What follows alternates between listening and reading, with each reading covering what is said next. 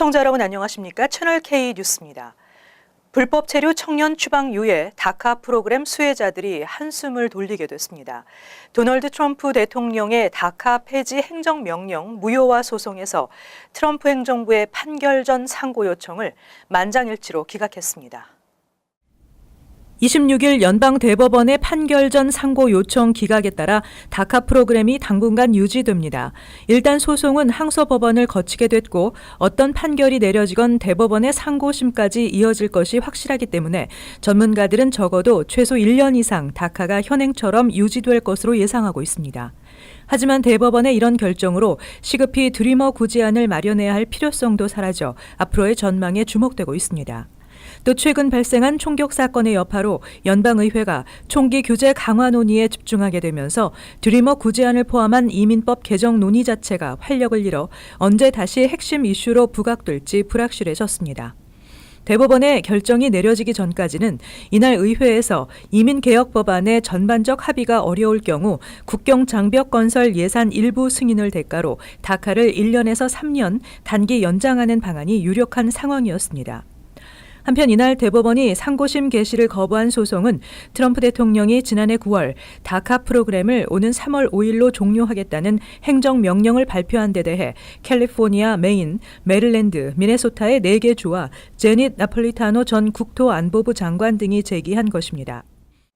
뉴저지에서도 한 고교생이 총기 테러 위협 혐의로 긴급 체포됐습니다. 이 학생은 총기 테러 위협을 암시하는 글을 소셜미디어에 올린 혐의로 체포됐고 학교는 일시적으로 폐쇄됐습니다. 한인 학생들도 많은 뉴저지 듀몬트 고교 2학년에 재학 중인 15세 학생은 26일 오후 1시 15분쯤 학교 안에서 체포됐고 이 학생의 집에서 이날 장총이 발견됐다고 경찰이 밝혔습니다. 이날 오전 경찰은 학생들과 교직원 등은 긴급 대피시키고 학교 내 건물을 수색했지만 이상 징후는 발견하지 못했습니다. 이날 학생들이 긴급 대피했다는 소식이 알려지자 학부모들은 학교 밖에서 혹시나 모를 불상사가 없기를 바라며 안절부절하는 모습을 보였습니다. 지난 14일 17명의 생명을 앗아간 플로리다 고교 총기 참사가 일어난 지 얼마 안 돼 이 같은 상황이 벌어지자 불안감은 한층 고조됐습니다.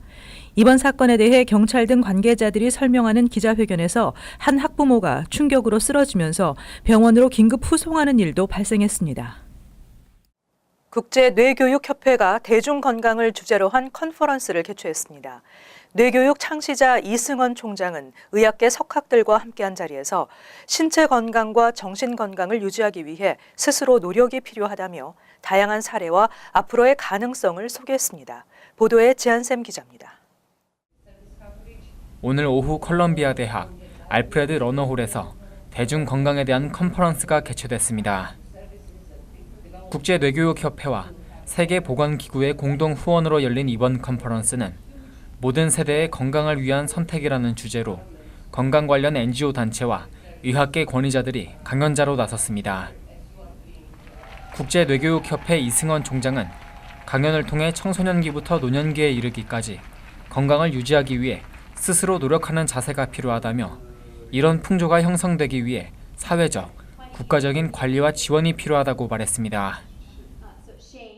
많은 환자들이 있고 또 이 병이라는 것은 건강한 또 이 어떤 시스템 위에서도 또 해결해야 될 것이 있습니다.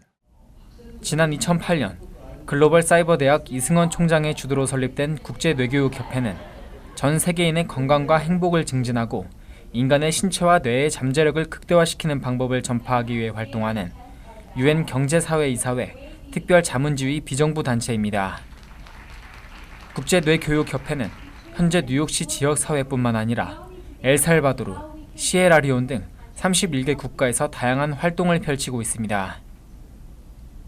채널K 뉴스 지한샘입니다. 한국의 건강보험 도용과 부당 사용에 대한 징수가 보다 강화될 전망입니다. 이 같은 방침은 재외국민 등 비가입자의 한국 건강보험제도 악용 사례가 증가하고 있기 때문입니다. 자유한국당 김상훈 의원은 건강보험 시스템이 가진 허점을 이용한 악용 방지를 위한 국민건강보험법 일부 개정 법률안을 발의했습니다. 현행법상 건강보험 대여 양도는 불법임에도 여전히 가입자가 아닌 사람이 건강보험증을 대여받아 부정하게 보험급여를 받는 사례가 증가하고 있습니다. 이로 인해 가입자 등의 병력 관리가 어려워지고 건강보험료를 부담하지 않는 무자격자의 보험급여 수급으로 재정 누수가 심화되고 있다는 지적입니다.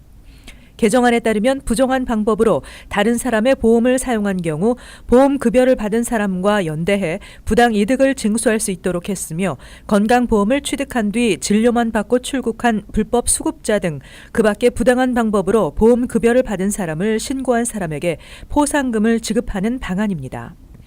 한편 국민건강보험공단은 법무부와 병무청, 행안부와의 협의를 통해 해외 거주 건강보험 급여 불법 수급자에 대한 환수 조치 등 제재 방안을 검토 중에 있는 것으로 알려졌습니다. 전국에서 가장 비싼 재산세로 악명 높은 뉴저지주가 재산세 역대 최고치를 또다시 경신했습니다. 뉴저지주 전체 평균 재산세는 8,690달러로 2016년보다 1.6% 증가했다고 주 소비자 보호국이 발표했습니다.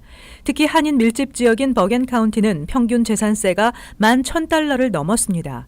팰리세이드 파크는 지난해 평균 재산세가 9,407달러로 전년에 비한 인상률이 3.5%나 됐고 레오니아는 전년에 비해 4.7%나 오른 12,621달러로 집계됐습니다. 버겐 카운티 북부 지역의 경우 거의 모든 타운의 재산세가 10,000달러를 훌쩍 넘었습니다. 특히 테너플라이의 경우 역대 처음으로 평균 재산세가 20,000달러를 넘었습니다. 테너플라이의 경우 재산세는 전년에 비해 2.8% 오른 24,434달러로 알파인에 이어 버겐 카운티에서 두 번째로 높았습니다.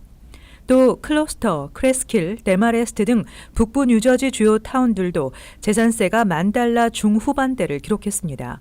한편 뉴저지 평균 재산세는 지난 7년 동안 19.3%가 올랐습니다.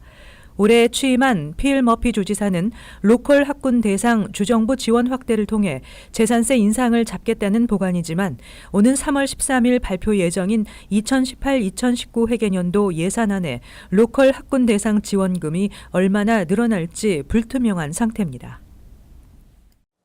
뉴욕시에서 룸메이트를 찾는 세입자가 크게 증가했습니다. 치솟는 렌트비 때문인데 뉴욕시의 많은 가구가 렌트 위험 가구에 속하고 있습니다. 2016년 기준 뉴욕시 세입자 중 룸메이트와 함께 거주하는 비율은 40%로 집계됐다고 부동산 정보업체 진로가 전국 35개 대도시를 조사해 발표했습니다. 이는 10년 동안 10% 가까이 증가한 수치로 LA 45.5%, 리버사이드 43.7%, 마이애미 41%에 이어 전국 네 번째로 높은 수준입니다. 전국 평균 역시 2016년 30.2%를 기록해 2000년보다 8.1%포인트 증가했습니다. 연령별로 룸메이트 증가 현상은 사회 초년생인 23세에서 29세에서 가장 두드러졌는데 이 연령대의 룸메이트 비율은 10년 사이 39%에서 54%로 빠르게 증가했습니다. 맨하탄 중심권에 거주할 능력에 못 미치는 젊은 세대를 중심으로 자연스럽게 형성된 현상이라는 분석입니다. 이처럼 뉴욕시에서 룸메이트가 증가하는 현상의 주요 원인으로는 치솟는 렌트가 지목되고 있는 가운데 렌트 상승률이 소득 증가율을 크게 앞지르면서 주거 비용 부담에 상당한 어려움을 겪고 있다는 것입니다. 현재 연방주택국은 월소득 대비 렌트 비율이 30% 이상을 넘는 가구를 비용 위험 가구로 분류하고 기본 생활비 조달에 어려움을 겪을 수 있으며 이 비율이 50%를 넘을 경우에는 심각한 비용 위험 가구로 구분해 즉각적인 정부 지원이 필요한 가구로 분류하고 있습니다. 이에 따라 평균적인 뉴욕시 세입자는 렌트 비용 위험 가구로 볼 수 있습니다. 올해 전국적으로 독감이 기승을 부리고 있는 가운데 독감 시즌은 아직도 남아 있습니다. 뉴욕시 보건국이 무보험자들에게 독감 무료 백신 바우처를 제공합니다. 보건국은 약국 체인 월그린과 파트너십을 맺고 시 전역 월그린과 듀앤리드 매장 약국 중 건강보험 가입자율과 백신 접종률이 낮은 지역 11군데를 선정해 독감 무료 백신 바우처 1,000개를 배포한다고 발표했습니다. 11군데 매장 중 퀸즈에서는 플러싱 메인스트리트 7번 전철역 부근의 듀언리드와 자메이카 센터역 부근 월그린에서 바우처 배포와 무료 접종이 실시됩니다. 지급 대상은 뉴욕시에 거주하는 7살 이상의 무보험자이며 이 바우처는 각 매장에서 선착순으로 지급되며 11개 매장 어디에서나 사용할 수 있습니다. 행사가 실시되는 11개 매장의 위치 정보는 뉴욕시 한라인 311 서비스 또는 뉴욕시 보건국 홈페이지를 통해 확인할 수 있습니다. 시리뱅크가 크레딧 이자율로 취하게 된 부당 이득을 모두 환불한다고 밝혔습니다. 175만 개 크레딧 카드 계좌 소지자들에게 $190씩 환불합니다. 시리그룹은 지난 2011년부터 크레딧 카드 이자율로 인한 3억 3,500만 달러의 부당 이득을 챙긴 것이 자체 감사 결과 밝혀졌다고 뉴욕타임즈가 보도했습니다. 크레딧 카드 이용자가 제때 카드 대금을 납부했지만 이자율을 낮추지 않아 생긴 부당 이득입니다. 이에 따라 시리그룹은 175만 명에 달하는 계좌 소지자들에게 평균 $190씩 돌려주기로 했습니다. 연방의회가 2009년에 제정한 크레딧 카드법은 2011년부터 카드 이용 대금을 체납해 이자율이 높아진 이용자들의 경우 카드 대금을 제때 납부할 경우 높아진 이자율을 다시 낮춰주도록 하고 있습니다. 계좌 175만 개는 전체 시리그룹 크레딧 카드 계좌의 10%에 해당합니다. 이어서 LA 지역 한인사회 소식입니다. 연방 하원 45지구에 출마한 제이브민 후보가 민주당 후보로 확정됐습니다. 주류 언론에 따르면 데이브민 후보는 지난 주말 샌디에고에서 열린 캘리포니아주 민주당 전당대회에서 대의원 60% 이상의 지지를 획득해 최종 후보로 선정됐습니다. 특히 이번 전당대회에서는 경쟁자들이 300여 명의 대의원 서명을 얻어 지지 철회를 시도하는 등 막판까지 거센 도전이 이어졌지만 데이브민 후보 측은 반격에 나서 베티 주 감사관의 지지를 이끌어내기도 했습니다. But Betty Yee spoke on behalf of our campaign on the floor on Sunday. And so she delivered a very passionate speech. It was the game changer for us. I think people respect Betty Yee tremendously in our state, and that helped carry the day. 한편 데이브민 후보는 오는 6월 5일 예비선거에서 현직 의원인 공화당 미미 월터스 의원을 상대로 치열한 경선을 펼칠 예정입니다. LA 카운티가 교도소에서 일하는 의사들을 대상으로 학자금 융자의 일부분을 탕감해주는 프로그램을 시작했습니다. LA 카운티 슈퍼바이저 위원회는 교도소에 더 많은 의사와 간호사를 채용하기 위해 교도소 일자리에 지원하는 의료진들에게 학자금 융자를 최대 $12만 달러까지 탕감해주는 혜택을 제공하고 있다고 밝혔습니다. 특히 학자금 대출이 없는 의료진의 경우 프로그램을 통해 교도소에서 봉사 6개월 후에는 $10,000, 정직원 1년 후에는 $2만 달러의 일회성 보너스를 받을 수 있습니다. 한편 LA 카운티는 전국 교도소 가운데 가장 많은 수감자를 보유하고 있다며 이들에게 의료 서비스를 제공하기 위해서는 최소 200여 명의 의료진이 필요하다고 덧붙였습니다.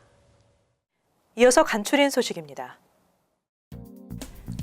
프린스턴 대학교가 한인 여자 유학생을 성추행한 교수에게 행정휴직 처분을 내렸습니다.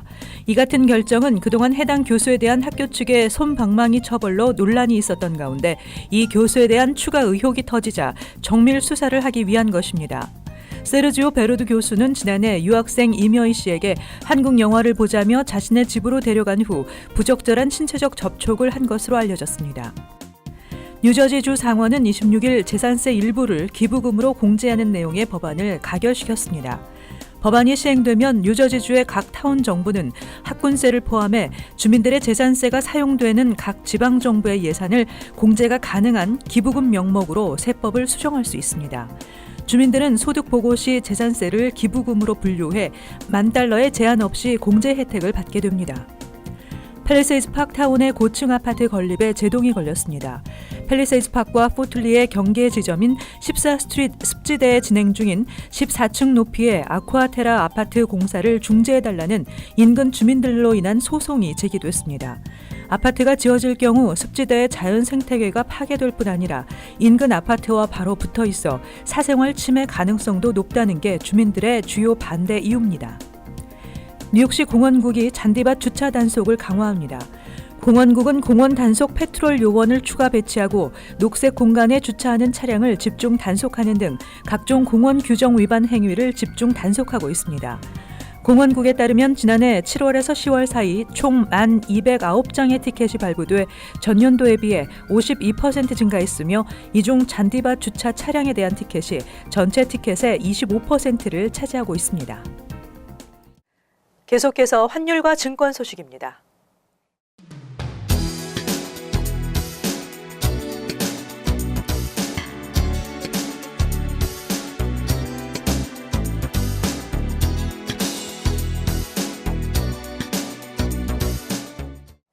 끝으로 날씨 전해드립니다.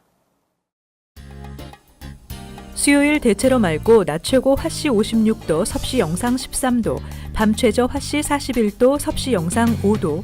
목요일은 대체로 맑겠습니다. 금요일은 바람이 불며 비가 내리겠고 밤에는 약간의 눈이 예상됩니다. 이상으로 채널K 뉴스를 마칩니다. 시청해주신 여러분 고맙습니다.